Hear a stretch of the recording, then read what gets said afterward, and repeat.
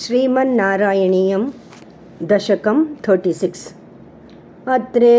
पुत्रतया पुरा त्वम् अनसूयायां हि दत्ताभिधो जातशिष्यनिबन्धतन्द्रितमनाः स्वस्थश्चरन् कान्तया दृष्टो भक्ततमेन हैहयमयी पालेन तस्मै वरान् अष्टैश्वर्यमुखान् प्रदाय ददित स्वेनैव चान्ते वदम् सत्यं कर्तुमथार्जुनस्य च वरं तच्छक्तिमात्रानतं ब्रह्मद्वेषि तथाखिलं नृपकुलं हन्तुं च भूमेर्भरं सञ्जातो जमदग्नितो भृगुकुले त्वं रेणुकायां हरे रामो नाम तदात्मजेष्वरज पित्रो रथासम्मदं लब्धाम्नाय गणश्चतुर्दशवयाः गन्धर्वराजे मनाग आसक्तां किल मातरं प्रतिपितुः क्रोधाकुलस्याज्ञया ताताज्ञातिकसोदरैः सममिमां चित्वाथ शान्तात् पितुः तेषां जीवनयोगमापितवरं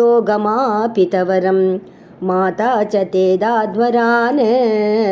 पित्रा मातृमुदेस्तवाहृत वियद्देनोर्निजाताश्रमात् प्रस्थायात भृगोर्गिरा हिमगिरौ आराध्य गौरीपतिं लब्ध्वा तत्परशुं तदुक्तदनुजच्छेदी महास्त्रादिकं प्राप्तो मित्रमथाकृतव्रणमुनिं प्राप्यागमस्वाश्रमम् आकेटोपगतोऽर्जुनः सुरघवी सम्प्राप्तसम्पद्गणैः त्वत्पित्रा परिपूजितः पुरगतो दुर्मन्त्रिवाचा पुनः गां क्रेतुं सचिवं न्ययुङ्क्तकुधिया तेनापि रुन्दन्मुनिः प्राणक्षेप सरोषगो हतचमो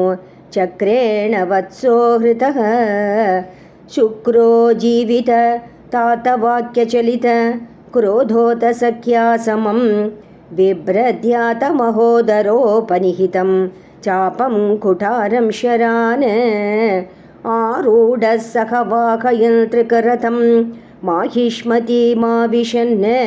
वाग्भिर्वत्समदाशुषीक्षितिपतो सम्प्रास्तुता सङ्गरम् पुत्राणामयुतेन सप्तदशभिः च अक्षौहिणीभिर्महासेनानीभिरनेकमित्रनिवहैः व्याजृम्भिता योधनः सद्यस्त्वत्ककुटारबाणविदलन् निःशेषसैन्योत्करो भीतिप्रधृतनष्टशिष्टतनयः त्वामापदद्हेहयः लीलावारितनर्मदा जलवलत् लङ्केशगर्वापः श्रीमद्बाहु सहस्रमुक्तबहुशस्त्रास्त्रं निरुन्धन्नमुं चक्रे त्वय्यथ वैष्णवेऽपि विफले बुद्ध्वा हरिं त्वामुदा ध्यायन्तं चितसर्वदोषमवधीः सोगात् परं ते पदम् भूयो मर्षितहेहयात्मजगणैः ताते हते रेणुकाम् आज्ञानां हृदयं निरीक्ष्य बहुशो घोरां प्रतिज्ञां वहन् ध्यानानीतरतायुधस्त्वमकृताः विप्रद्रुहक्षत्रियान् दिक्चक्रेषु कुटारयन् विशिखयन् निक्षत्रियां मेदिनीं तातो जीवनकृत्निपालककुलं त्रिसप्तकृत्वोजयन् सन्तर्प्यादसमन्तपञ्चक महारक्तहृदौघे पितॄन् यज्ञेक्ष्मामपि काश्यपादिषु दिशन् साल्वेन युध्यन् पुनः कृष्णो मुं निघनिष्यतीति शमितो युद्धात् कुमारैर्भवान् न्यस्यास्त्राणि महेन्द्रभूभृति तपस्तन्वन् पुनर्मज्जितां गोकर्णावधिसागरेण धरणीं दृष्ट्वार्तितस्तापसैः ध्यातेश्वासधृतानलास्त्रचकितं सिन्धुं स्रुवक्षेपणात् उत्सार्यो धृतकेरलो भृकुपते वातेश संरक्ष मां। सर्वत्र गोविन्दनाम संकीर्तनं गोविन्द गोविन्द।